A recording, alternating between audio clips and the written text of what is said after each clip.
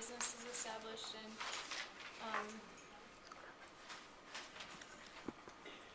what industry they're operating in, and basically their position in the market in the early 20th century.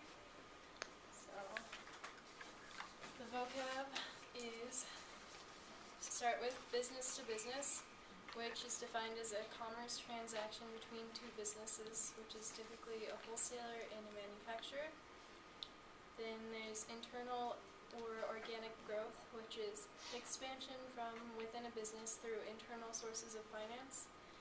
And if you don't have this, internal sources of finance are finances raised from within the business's own assets or profits. And that could be from retained profit, sales of assets, or reductions of working capital. A company is an association of individuals who unite to organize skills and resources to achieve specific goals under one common purpose. It's kind of a long definition, so you can shorten it if you need to. And workforce is a certain group of individuals or workers employed for like one specific project or activity. Before you go any further, who can tell me what is a benefit of or an advantage of B2B transactions? Aftermarket. Excellent. You cut your marketing costs and labor. What else? You sell in bulk. There's no middleman. You sell in bulk. You can sell in bulk, which isn't necessarily an advantage to the manufacturer, but it can be to consumers. Contracts, so that you can set up right payment plans. And also, it's less overhead. When you don't have to sell retail, you can change. You don't need to have a retail space. Okay? Good. Okay, is everyone?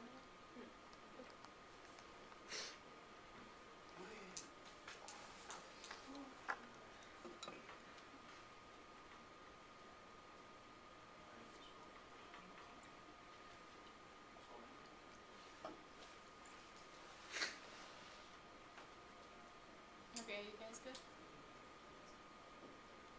Yeah. Then there's production, which is the action of manufacturing materials or goods from raw materials into further processed materials.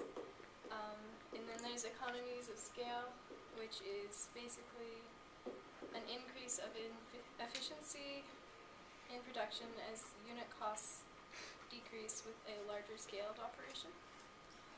And then there's market position, which is the ranking of a business's brand, product, or a company in terms of its sales volume compared to the sales volume of its competitors in the same market or industry.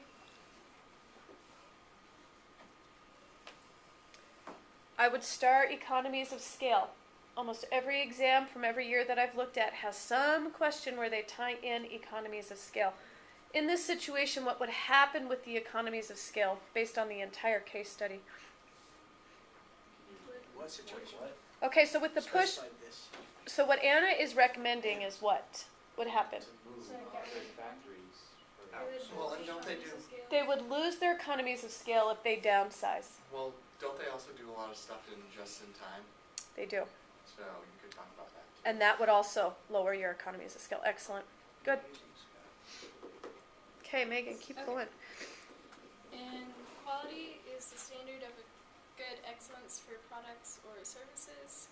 Price, the amount of a particular material or good that is required, expected, or given as a payment.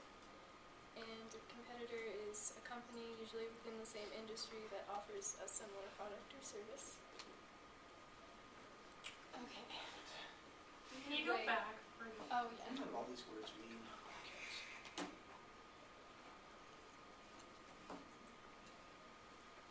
While you might know what they mean, make sure that you You can use them. can use them and you can recall them and you can plug them in, because that's what's going to be important. Some of you guys write in general terms. You want as many of these words in there as possible.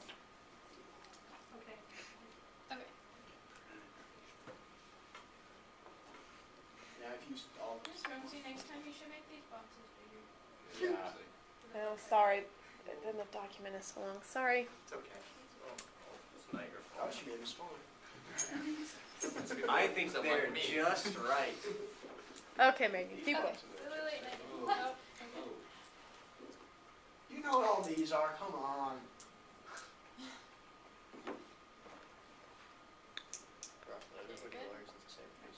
Yeah, you remember. Alright, so these are my questions, and I said no, and you were like, oh, yeah. sorry. Okay, I'll go back. Oh no. Well, I'm good enough. This is chaos. It's actually just only at that back table. You need to get a ring on them. Okay, we're good. Okay. It's because we're actually playing it for them. Alright, so these are the questions I have. I'm just gonna go on to the next slide because I'm explaining the first question. Okay, so the first question I came up with was to evaluate the advantages and disadvantages of RDB using internal or organic growth. And this is just like a brief outline of possible ways you could answer the question, and some of the advantages for using internal or organic growth is that the business owner has like more control over the business and can like they don't have to go through multiple chain of commands to get approval for like entering a new marketplace or something like that. So in some ways business decisions are much faster, and you can also so the strategic objectives can be achieved, and then the corporate culture remains more constant because you don't have multiple external factors like affecting your company as much, and so there's no clashes between employees as well, or there can still be clashes, but they aren't as pronounced, I guess. And then some of the disadvantages are that it does take more time to grow because you don't have as many maybe as many financial assets as you would if you were to use external methods of finance. And so then you would also have perhaps limited resources, and your competitors could limit the opportunities that you have because they're going out and entering a market before you can because maybe you don't have enough finances to do that. And then just that one corporation bears a lot of risk from that. You better write this one down, because this, I can easily see a question just like this on the exam. So many questions that I've seen where they ask you to evaluate a source of finance. You guys that are good with command terms, Lily, on an evaluate, you show the advantages and you show the disadvantages. Are you done? No, then you have to say which one wins. Okay. Here's the thing. Just don't forget to show the advantages and the disadvantages. It would almost be 3 short little paragraphs. Okay? And then make a recommendation. And so you should be able to look at this question and be able to answer it for internal growth. You should also be able to look at it and plug in any other form of finance to be able to prove advantages and disadvantages and then make a recommendation. Okay? Excellent question, Megan. Okay.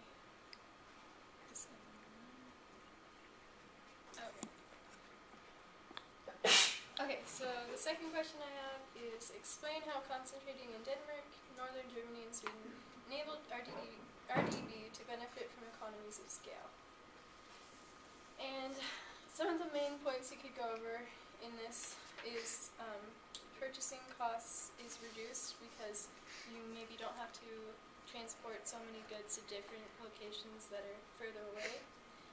Your workforce is also more efficient because each has their own specific task within the large structure, and so that leads to better planning, decision making on managers' part for controlling the workforce. And then you could also have more efficient opportunities, such as large banks being more willing to loan finances towards you because you're like a larger business corporation.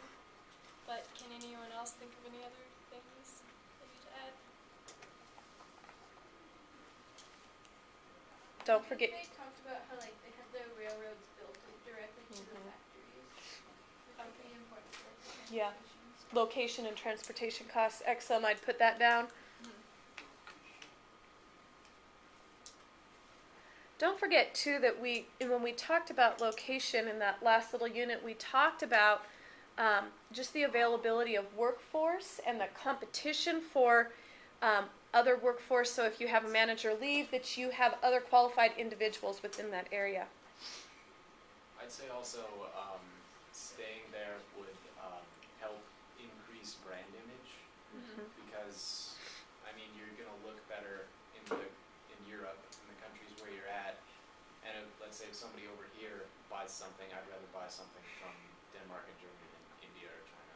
I know it's gonna be better quality, probably. That's really good, and that really relates to my next question too. Great. So, Yeah. okay. So discuss how positioning of RDB's products impacted their corporate image of the business. And so kind of like what Scott was saying, their market position, it says in the case study, is determined by their high quality and high price of their goods. And because they have such a consistent corporate culture, they're well known for like their employees and their good employees and efficient processes for having just the locating in those 3 main towns. And so they're supporting the company towns, like you said, and they're kind of giving back to the community, and like the good quality is maintained by the skilled workforce. And so that's just another brief outline of how you could answer it possibly. Great.